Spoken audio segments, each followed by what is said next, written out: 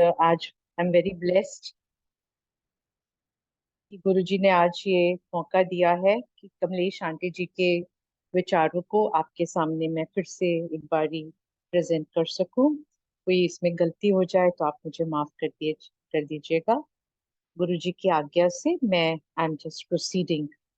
So I'll start with the reading of the chapter, The Calm Mind.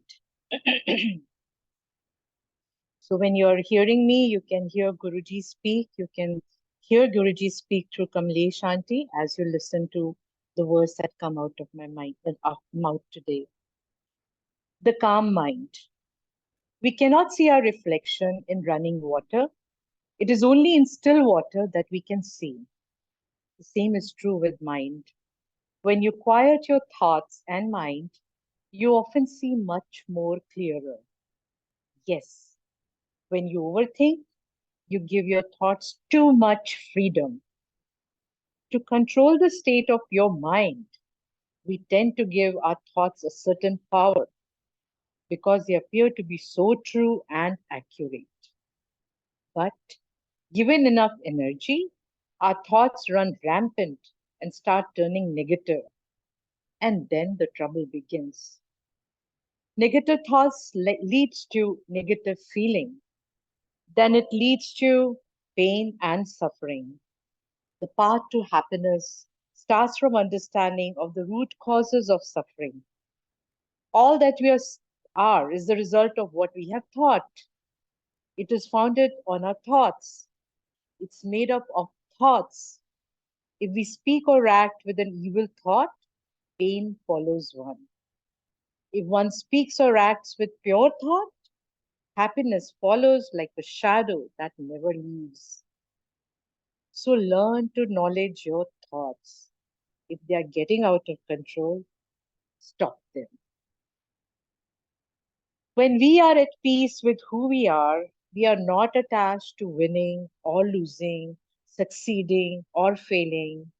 When we are not attached to the results we achieve, our body stays relaxed.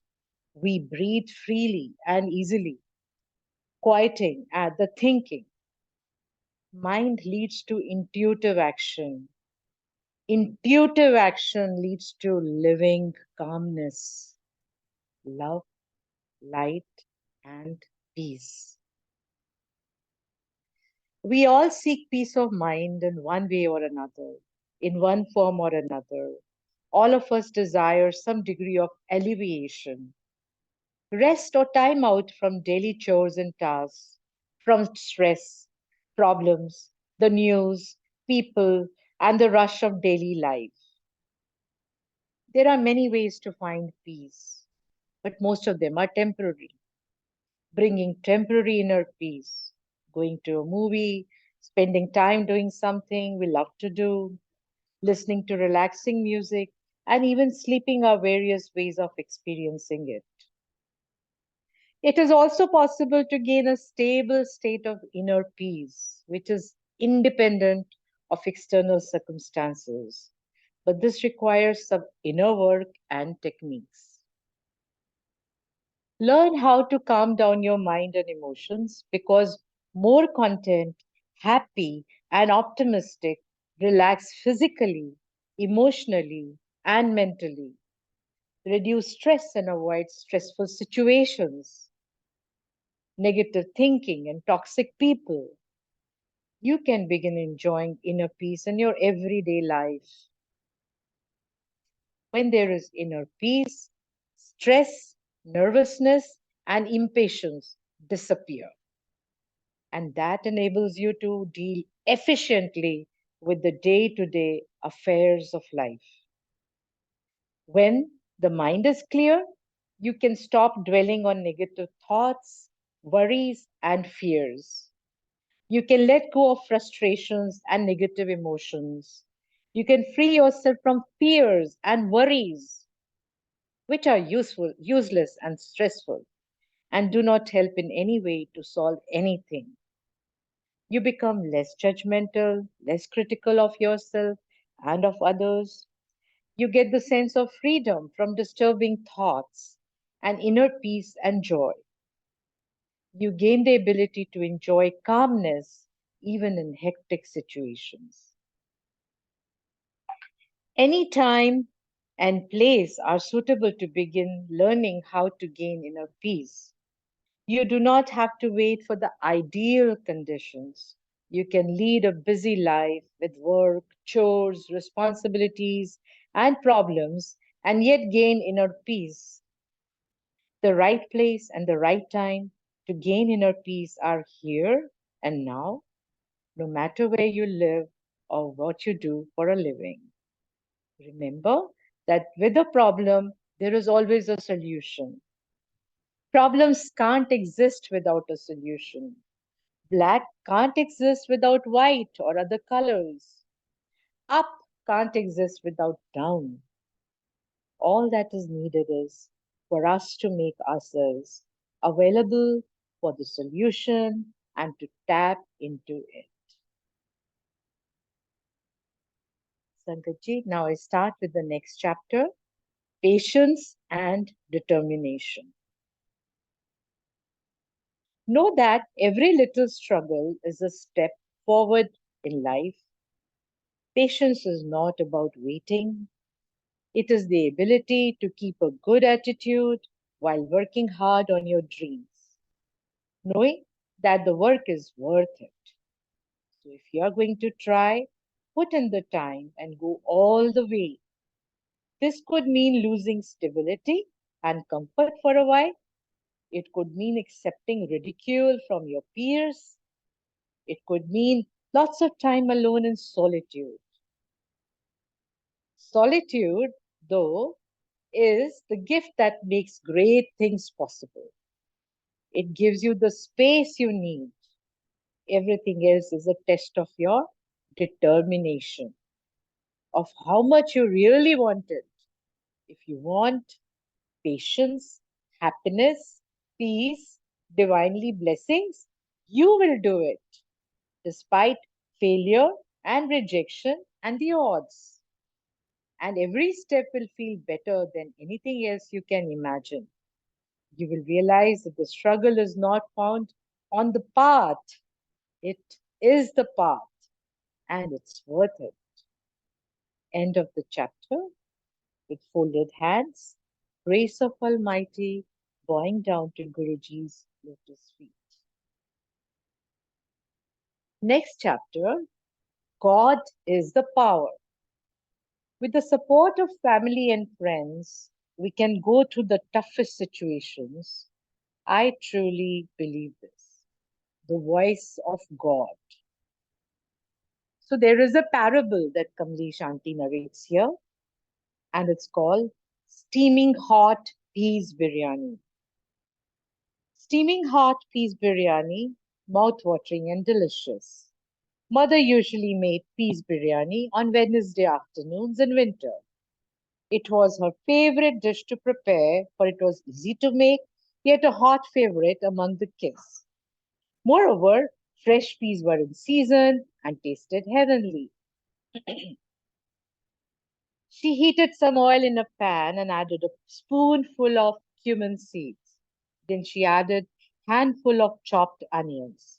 She proceeded to add some green peas and seasoned them with salt and turmeric powder.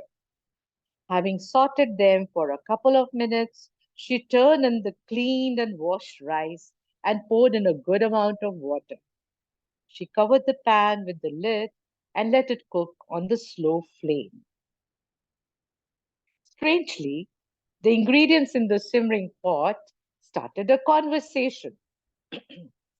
The rice was the first to say, I am the most important of all of us present here, for I am pure white and wholesome. I am the key ingredient to making peas biryani. I am Satya.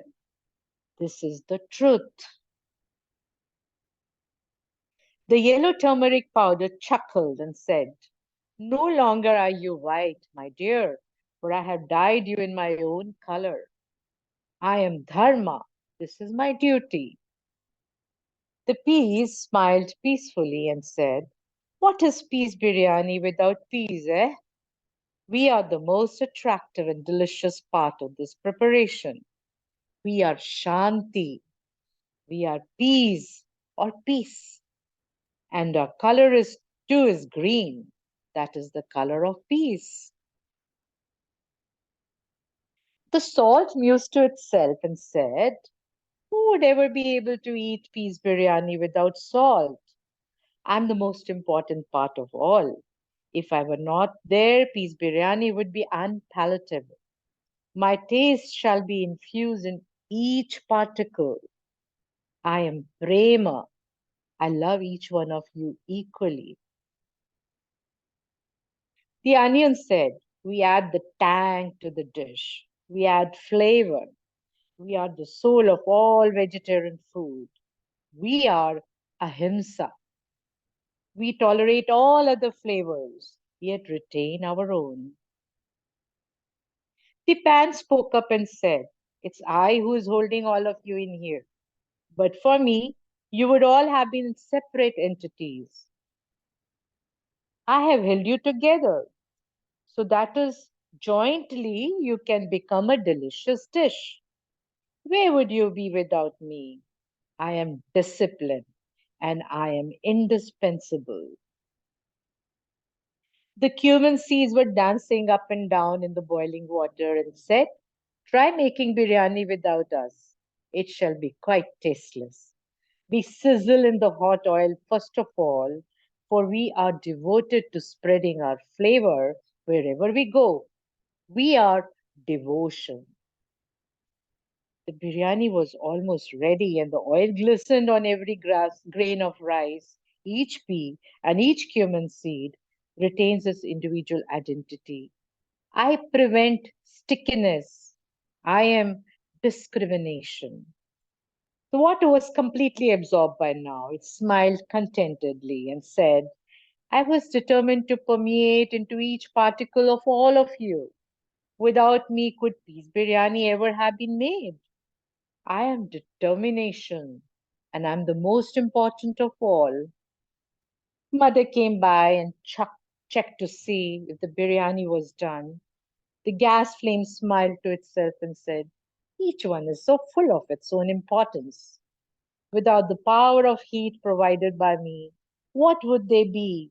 It is the power of God vested in me that I can give the energy to cook. But alas, who remembers the power of God?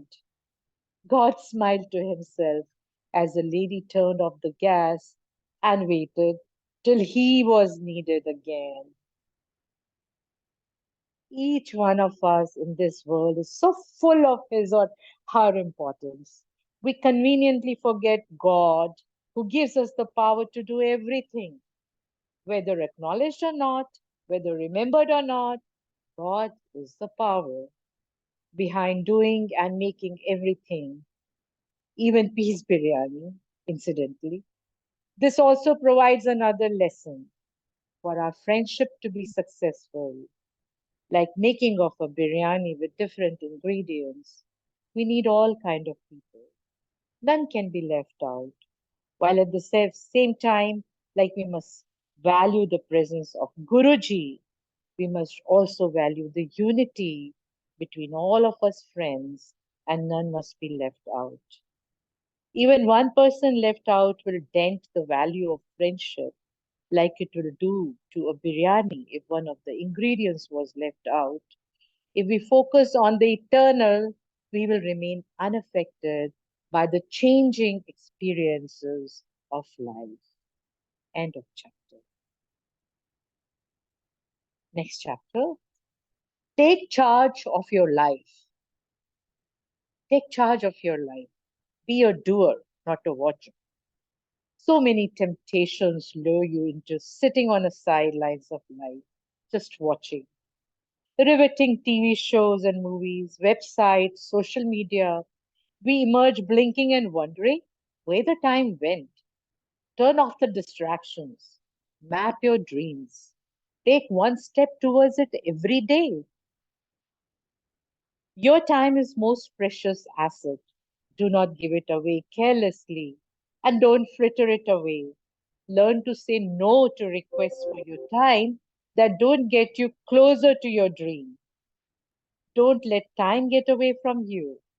Wake up before everyone else and feed your dreams first. Learn to ask what you want, not to feel hurt when you're rejected.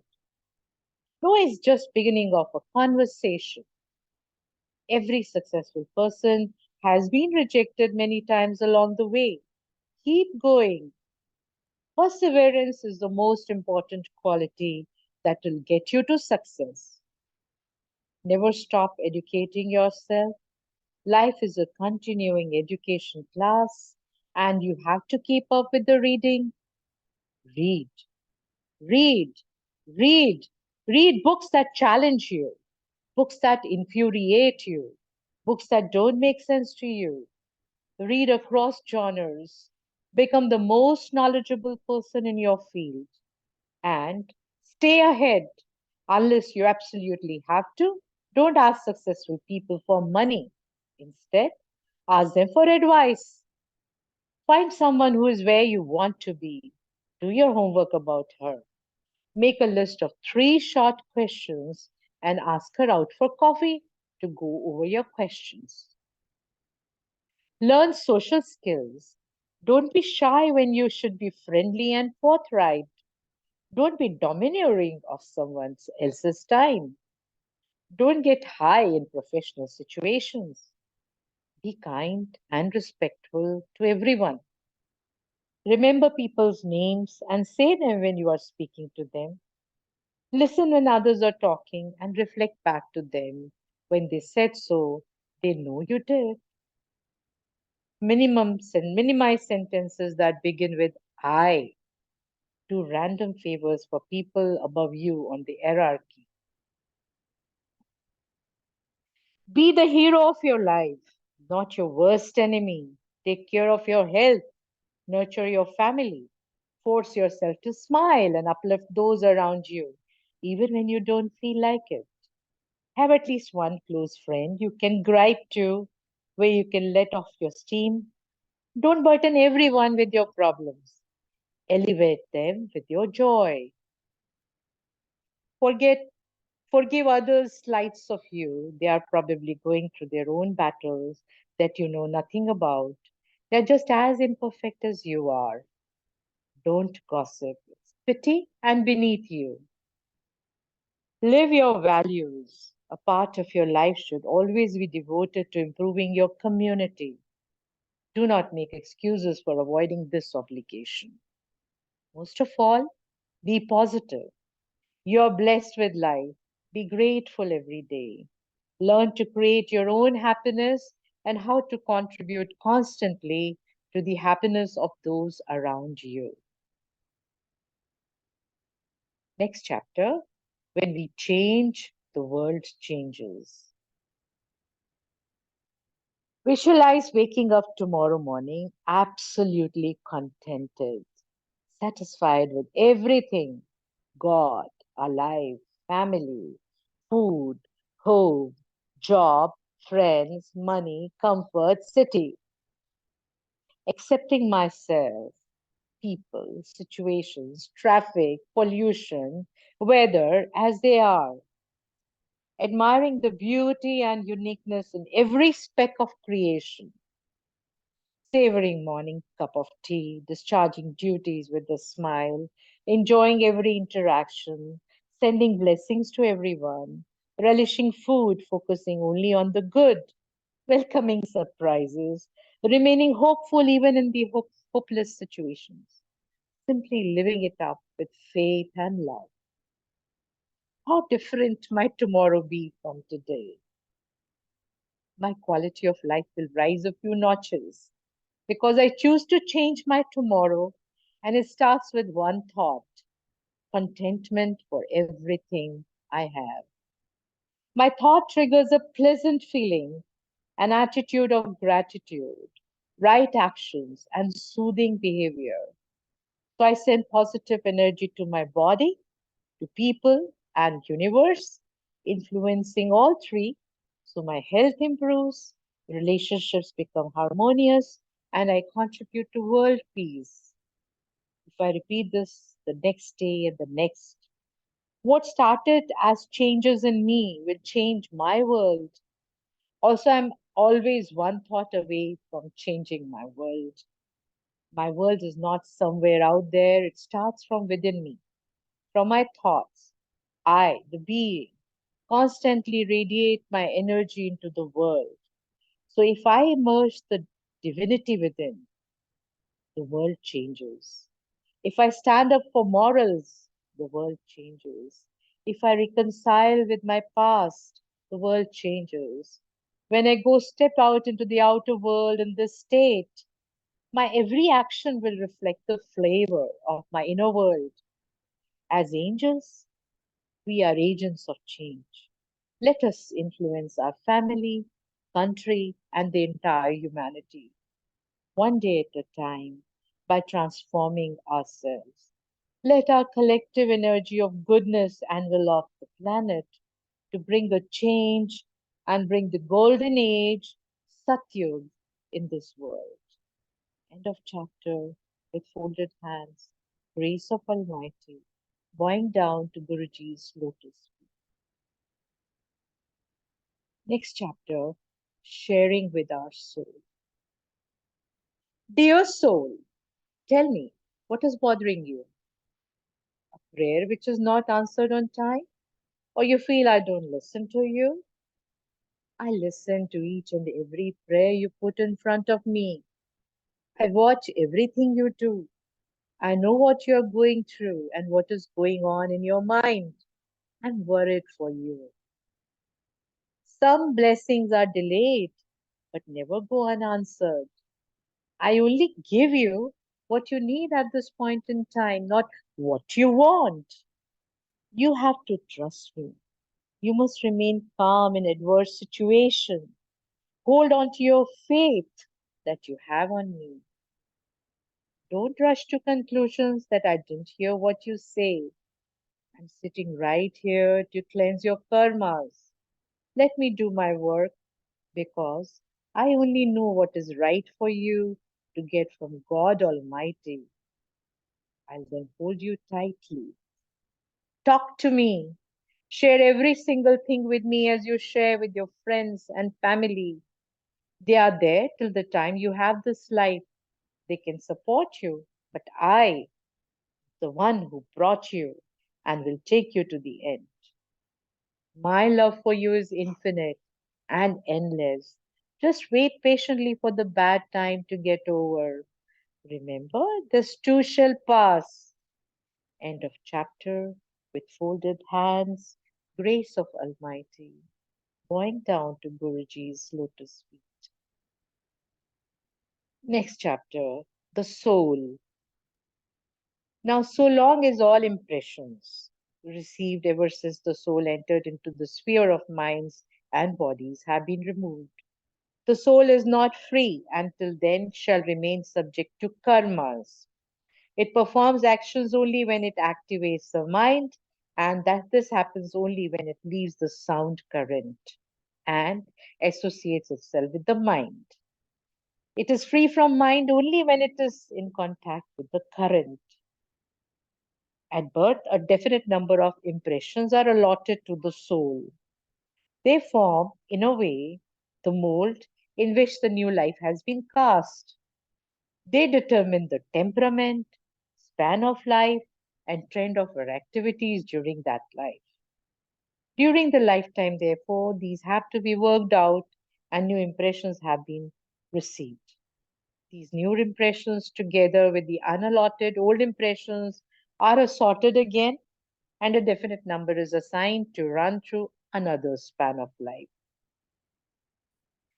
The process, therefore, is unending, and evidently there does not seem to be any way out of this cycle, but the saints or gurus show us the way out. End of chapter. Grace of Almighty, bowing down to the Guruji's lotus feet. Next chapter, sounds around eye center. There are 10 different sounds audible in the region of the eye center. Drum, whistle, violin, and so forth, including the bell and the conch. 8 of these are local, but the bell and the conch are connected with the higher regions. As the attention is withdrawn from the body and concentration improves, and the eye center is being approached, these sounds begin to be audible. As the mind becomes steady and sticks to the center, it begins to distinguish one sound from the other. In the beginning, one listens to whatever sound is audible, but with the improvement in concentration, this gives place to some finer sounds. Ultimately, one picks up the bell and rejects the others. The bell will take us as far as the thousand petals.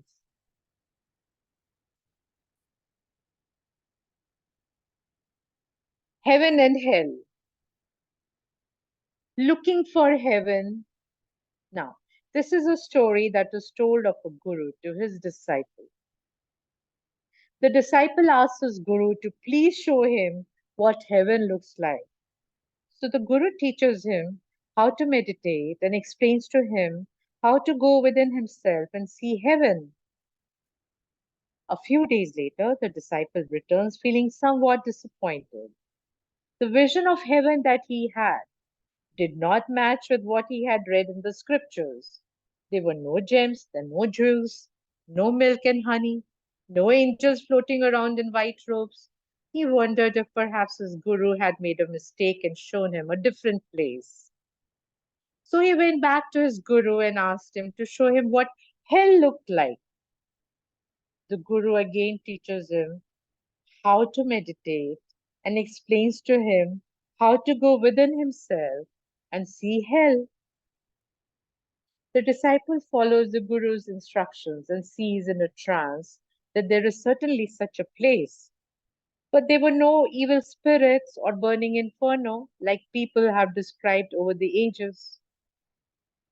The disciple goes back to his Guru and says to him, Master, I have seen heaven and hell as you have shown them to me, but I did not see the heaven, all the things that I have promised.